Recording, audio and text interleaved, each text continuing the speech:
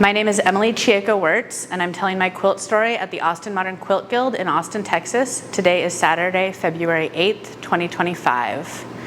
This quilt is my Poston, Arizona quilt. Also, I'm calling it Never Again.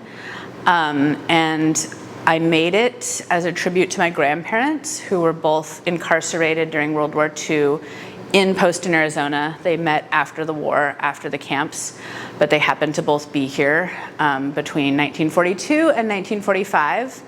And they were Japanese American. They were both born in California and then got arrested by the government during World War II.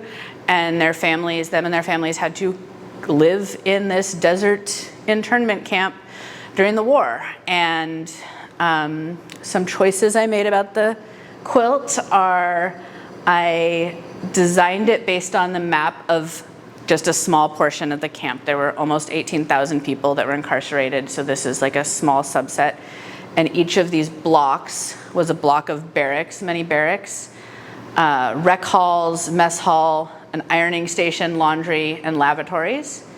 And I selected this portion of the map because this barrack right here is where my grandma was, incarcerated with her family, and she graduated high school there. And I found vintage fabrics from Japan and the US that are like 1930s, 1940s fabrics, and pieced those together. My mom helped with that. We sewed them together, stripped pieced them, and then cut them into these tiny strips and put them all together in the blocks. The white fabrics for the mess halls, the rec halls, the ironing stations, and the laundry rooms come from my grandma's fabric stash, and they were old rice bags that she had collected, not from the war, but at some point later in her life.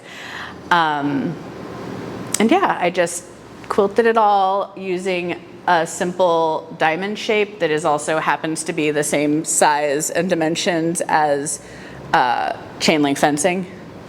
So to kind of suggest that they were in there behind the fence during the war. And yeah, it's my quilt.